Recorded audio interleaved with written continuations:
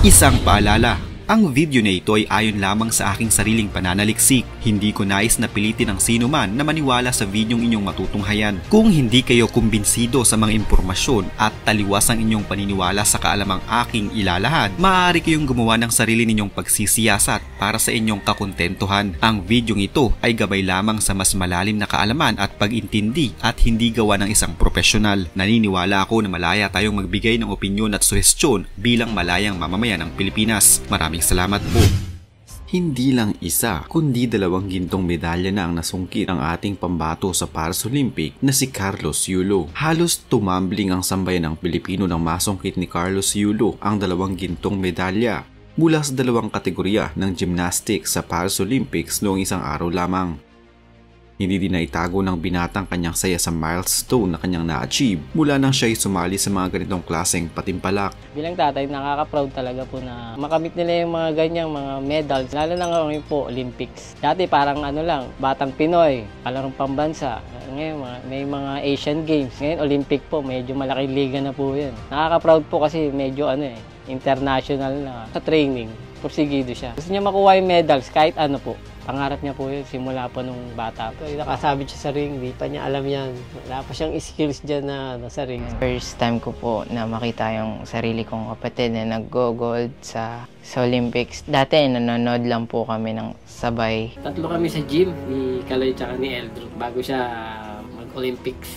Ang 2 Olympians. Lagi po akong sinasama ng lolo ko sa mga trainings ng mga kuya ko. So, nakikita ko po yung mga training nila. Influensya po ako ni Kuya dahil sa tips niyang ginagawa. Bilang teammate, nakikita ko siya na focus lang. Ang galing mo, Kuya. Napaiyak mo lahat ng mga Pilipino. At proud na proud kami sa'yo. Lagi po akong nagdadasal po. Kahit malayo sila sa akin, na lagi silang ligtas. 7 taong gulang lamang si Carlos Yulo nang magkaroon siya ng interes sa gymnastics. Nagsimula lamang ito sa isang laro-laro lang nang magpasirko-sirko siya sa isang park sa Malate. Ang madalas noon nakasama ni Carlos Yulo sa mga nilalahukan nitong kompetisyon ay ang kanyang teacher at coach na si Teacher Ezra. Hindi siya napapanghinaan ng loob. Parang nagiging motivation niya yon na para galingan pa. Hindi biro ang peligrong hatid ng sports na napili ni Carlos mula pa lamang sa pagsasanay hanggang sa mismong laro. Palagi itong may kaakibat na peligro lalo pa at kung minsan mahirap tansyahin ang kanyang lalandingan o babagsakan. Subalit dahil sa pagpupursige niya at puspusang pagsasanay, tila ibon na lamang ngayon si Carlos Yulo kapag siya ay nasa ere. Matapos makuha ng Pinoy gymnast na si Carlos Yulo ang gold medal sa Paris Olympics 2024, biglang naging usap-usapan sa social media ang kanyang ina na si Angelica. Ito ay dahil umano sa tila naging sampal sa kanyang pagkapanalo ni Carlos matapos ibandera sa social media ang kanyang pagsuporta sa bansang Japan kaysa sa anak. Magugunit ang unang nanalo ng gold medal ang Japanese gymnast na si Shinosuke Oka sa kategoryang men's all-around final habang si Carlos ay nagtapos lamang ng 12th place. Narito ang kanyang post. Dahil sa post na ito ng ina ni Carlos Yulo, marami ngayon sa mga netizens ang binalikan nito at inulan ng maraming mapang-asar at nakakatawang mga komento. Marami ang nagsasabi na kinarma umano siya dahil sa pagse-celebrate niya sa pagkapanalo ng Japan imbes na suportahan ang kanyang sariling anak.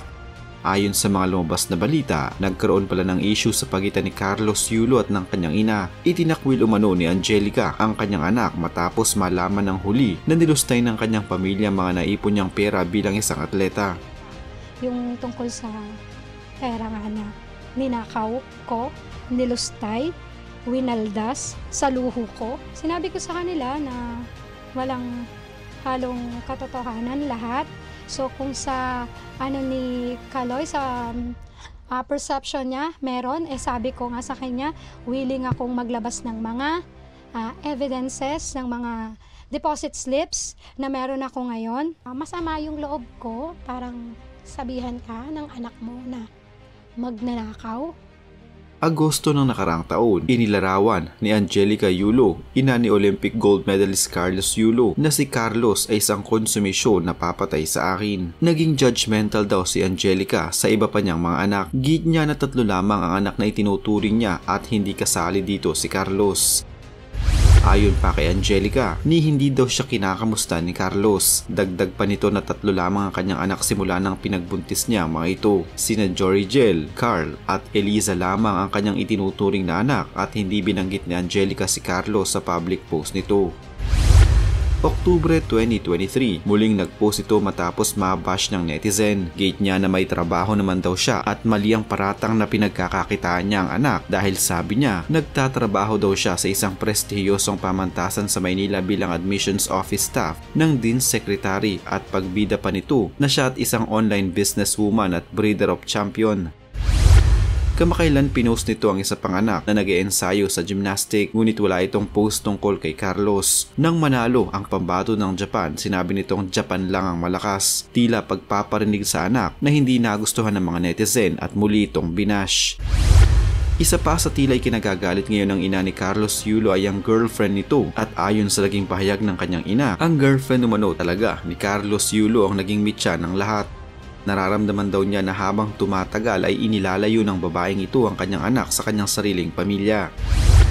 Nakakalungkot din na hindi na rin pamilya ang turing ni Carlos sa kanyang pamilya dahil nasilip ng isa nitong fan ang profile ni Carlos sa Paris 2024 app at ang nalalagay na family niya ay pangalan lang ng girlfriend, hindi ang pamilya niya. Sa interview din kay Carlos, ang pamilya ng girlfriend daw ang pinasalamatan nito at hindi ang pamilya niya. Samantala, kabaliktaran naman ang sentimiento ng ama, kung saan nagpost ito ng Go for Gold, patunay na may alitan talagang namamagitan kina Carlos at kanyang ina habang ang ama ay neutral. Ilang araw pagkatapos pag-usapan ang post na ito, nagwagi si Carlos Yulo bilang kauna-unahang lalaking Filipino na nanalo ng gold sa Olympics at ikalawang gold para sa Pilipinas. Hindi pa malinaw ang pinagugatan ng sigalot pero ayon sa malapit sa pamilya, sumama daw ang loob ni Carlos nang maubos di umano ang pera nito mula sa kanyang panalo sa mga laban sa gymnastic, dahilan para magtampo ang binata at hindi kinausap ang ina. Dagdag pa ang pag-question nito sa girlfriend niya na tila hindi boto ang ina, ngunit sa pagkakataong ito, nakiusap si Yulo na wag iba siyang ina, ngunit wala pa rin komento ang gold medalist sa kung ano ang punot dulo ng kanilang di pagkakaunawaan. Wala ring post na congratulations si Angelica sa pagwawagi ng kanyang anak. Magkagayon pa man, ang personal na issue na ito ay hindi sumukat sa tagumpay na nakamit niya, na sa kabila ng mga pinagdaanan niyang nagawa niyang magtagumpay di lamang para sa sarili kundi para sa Pilipinas. Naway ang pagkapanalong ito ang maging daan para sa isang reconciliation. Samantala, bilang nilagdaan noong taong 2015, plus bibigyan pa siya ng 3 million pesos ng Kamara o House of Representative bilang suporta sa nakamit na tagumpay at pagbibigay karangalan sa bansa. Bukod dyan ay magkakaroon na rin siya ng fully furnished 2-bedroom condo unit sa McKinley Hills sa Taguig City na nagkakahalaga ng 24 million pesos na bigay naman ng property giant Mega World Corporation. Meron din siyang lifetime free buffet mula sa Vikings. Binigyan din siya ng headlights at fog lights para sa kanyang sasakyan mula sa Oreo PH at libreng eyewear mula sa Peculiar Eyewear. Ilan lamang ang mga ito sa matatanggap ng bagong kampiyon. Walang mapagsidla ng saya at tuwa ang mga pamilya at kaanak ni Yulo sa iuwing karangalan ng kanilang kapamilya. Ang galing mo. Siguro yung pagkatalo niya nung 2021 sa Tokyo. Siguro yung nagpursige sa kanya dito ngayon sa 2024 Olympic na manalo. Masaya, tapos medyo naiyak, syempre. Siguro sa sobrang tuwa sa nangyari. Kasi hindi naman namin akalain makukuha niya talaga yung gold na yan eh. Congrats, nakuha mo yung gusto mo. Pero sana, huwag ka magbago. Sobrang daming atleta na gusto nang maging kagaya niya. Like me, gusto ko rin maging kagaya niya na Olympian.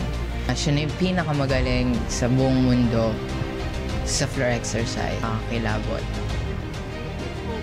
And it gives hope for me na, syempre, na posible pala na kaya kong gawin yan. Ang nakaka-proud po and nakakakilabot kasi first time marinig ang national anthem sa Olympic podium po ng gymnastics.